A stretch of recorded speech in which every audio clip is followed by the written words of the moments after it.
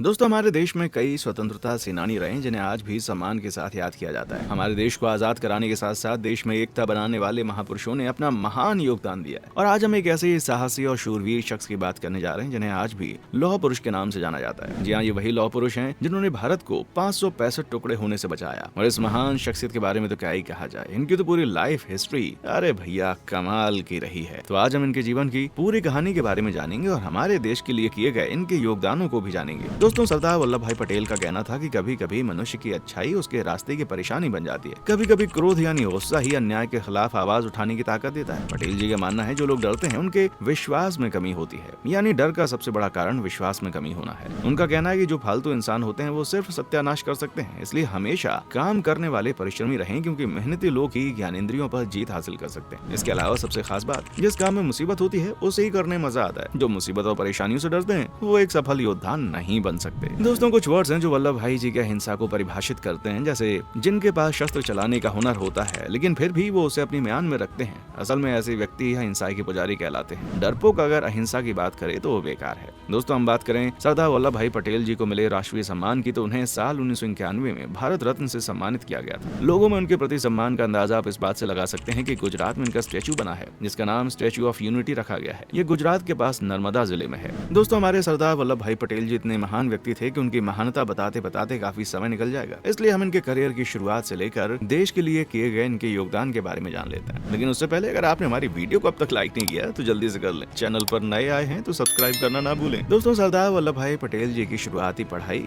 कहाँ से हुई वो तो मैं बताऊं, पर वो पढ़ाई में काफी अच्छे थे ये बता देता हूँ। पढ़ाई हुई इंग्लैंड में जाकर। लॉ की पढ़ाई उन्होंने कंप्लीट की, जहाँ इन्होंने टॉप भी किया। इसके बाद वो वापस अपने देश आए और अहमदाबाद में वो एक फेमस बैरिस्टर के रूप में काम करने लगे। इंग्लैंड में पढ़ाई करने की वजह से इनकी चाल ढाल वेशभूषा में पूरी तरह से बदलाव आया। इनका एक ही सपना था कि अच्छा पैसा कमाएं और अपने बच्चों को अच्छी शिक्षा और अच्छा भविष्य दें। लेकिन कहते हैं ना कि वही होता है जो कि लिखा होता है। उस समय गांधी जी के विचारों से काफी इंस्पायर होने लगे थे और इनका राजनीति में इंटरेस्ट बढ़ने लगा था। दूसरी तरफ अपनी वकालत से काफी मशहूर होते जा रहे थे। इसी दौरान इनके कुछ दोस्तों ने इन्हें सैनिटेशन कमिश्नर के इलेक्शन में पार्टिसिपेट करने को कहा। अब इन्होंने साल 1917 में अहमदाबाद में इस पद के इलेक्शन में पार्टिसिपेट किया और इसमें जीत लिए। इसी दौरान समाज में फैली हुई बुराइयों पर इन्होंने गौर किया और इस तरह इनका इंटरेस्ट पॉलिटिक्स में बढ़ता गया। वहीं इनकी मुलाकात एक मीटिंग के दौरान गांधी जी से हुई, जहां ये उनके विचारों से काफी इंस्पायर हुए। अब वल्लभ भाई जी ने देश की बुराइयों को खत्म करने का फैसला किया। इन्होंने बुराइयों के खिलाफ आवाज उठानी शुरू की, अपने भाषण से लोगों को इकट्ठा किया और इस तरह से वो राजनीति में बढ़ते चले गए। उसके बाद समय आता है साल 1918 का, जब गुजरात के खेड़ा में बारिश न होने की वजह से सूखा पड़ गया, जिसके बाद किसानों ने टैक्स कम करने के लिए मांग की। लेकिन यहाँ इन गोरों यानी ब्रिटिशर्स ने उन किसानों की नहीं सुनी और उनकी मांग एक्सेप्ट करने के लिए मना कर दिया। उस समय गांधी जी ने किसानों के लिए आवाज उठाई, पर गांधी जी खेड़ा में अपना पूरा समय नहीं दे पाए, इसलिए उन्हें एक ऐसे व्यक्ति की जरूरत थी जो उनके ना होने पर खेड़ा में सब कुछ संभाल पाए। तब यहाँ वल्लभ भाई जी खुद सामने आए और किसानों के लिए संघर्ष कायम करने के लिए अपना समर्थन दिया, जिसके बाद आखिरकार अंग्रेजों को खुद ही किसानों की मांग के लिए राजी होना पड़ा। यहाँ वल्लभ भाई जी को गांधी जी के साथ पहली जीत हासिल हुई, जिसे खेड़ा आंदोलन के नाम से जाना जाता है। उसके बाद वल्लभ भाई जी ने गांधी जी के हर आंदोलन में अपना साथ दिया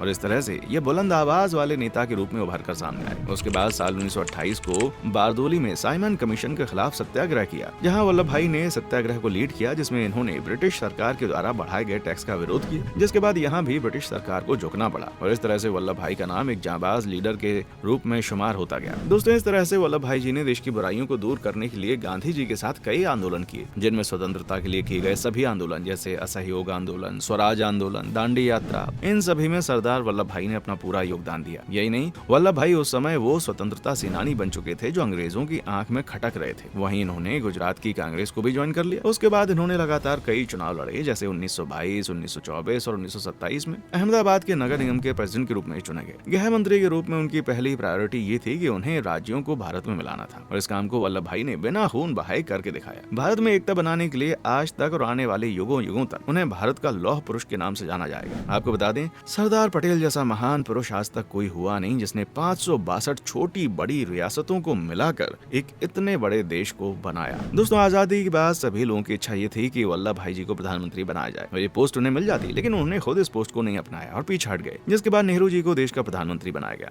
आजादी के बाद वल्लभ भाई उप प्रधानमंत्री के साथ साथ गृह सूचना और रियासत विभाग के मंत्री बने रहे। वैसे तो वल्लभ भाई और नेहरू जी दोनों की ही विचारधारा एकदम अलग थी, लेकिन ये दोनों ही गांधी जी के विचारों से इंस्पायर थे। शायद इसीलिए इन दोनों में एकता बनी रही। साल 1948 में गांधी जी की मृत्यु होने के बाद वल्लभ भाई जी को इस बात का काफी सदमा लगा। वो काफी मायूस रहने लगे, जिसके बाद अचानक एक दिन उन्हें हार्ट अटैक आया जिसे वो झेल नहीं पाए और 15 अगस्त 1950 को इस दुनिया को छोड़कर चले गए। दोस्तों, ये था इनके जीवन का सफर जिसे इन्होंने देश को आजाद करने में बिताया। हमने इनके योगदान के बारे में तो जान लिया, अब आइए हम इनके शुरुआती जीवन के बारे में जान लेते हैं। दोस्तों, वल्लभ भाई का जन्म 31 अक्टूबर 1875 को गुजरात के नाडियाड में हुआ था। इनके पिता का नाम झावर भाई पटेल था और माँ का नाम लाड़बा पटेल। वल्लभ भाई ने अपनी शुरुआती पढ़ाई अपने गाँव से पूरी की। वल्लभ भाई शुरू से ही पढ़ने लिखने में काफी अच्छे थे और वल्लभ भाई ने अपने आप से एक वादा किया कि आगे चलकर वो एक बड़े आदमी बनेंगे और खूब पैसा कमाएंगे ताकि उनके घर वालों को उन पर नाज हो। अब इस सोच को लेकर उन्होंने शुरुआत में छोटी मोटी नौकरी की, कुछ पैसों को जोड़कर वो इंग्लैंड चले गए जहां उन्होंने लॉ की पढ़ाई पूरी की। और ये तो आप जानते हैं कि लॉ की पढ़ाई पूरी करने के बाद वो एक काबिल और सफल बैरिस्टर बनकर सामने आए। हालांकि ये बात सच है कि इंग्लैंड में पढ़ाई करने के दौरान एक समय इनके जीवन में वो आया जब वल्लभ भाई के पास किताब खरीदने तक के पैसे नहीं थे, लेकिन तब भी वल्लभ भाई ने हार नहीं मानी। अपने दोस्तों से कुछ पैसे उधार लेकर किताबें ली और पढ़ाई की और मेहनत की, लगन से उन्होंने कॉलेज में टॉप भी कर लिया। तो उसके बाद जब वो पढ़ाई करके भारत आए तब उनके घर वालों ने उनकी शादी झवेरबा नाम की लड़की से करा दी, जिसके बाद वल्लभ भाई अपनी पत्नी के साथ गोधरा गए और वहाँ भी उन्होंने कुछ समय तक काम किया। इसके बाद इनके 2 बच्चे हुए जिनमें बेटे का नाम दहया और बेटी का नाम मनी रखा। दोस्तों, उम्मीद करता हूँ आपको वल्लभ भाई पटेल साहब के बारे में जानकारी जानकर बड़ी खुशी हुई होगी। अब आप हमें बताएं आपको वल्लभ भाई पटेल की कहानी कैसी लगी और हमारी वीडियो कैसी लगी, कमेंट सेक्शन में आकर बताएं। वीडियो पसंद आए तो लाइक और शेयर करें, चैनल पर नए हैं तो चैनल को सब्सक्राइब करके बेल आइकन को प्रेस करें जिससे आने वाली वीडियो की भी नोटिफिकेशन आपको टाइम टू टाइम मिलती रहे। देखने के लिए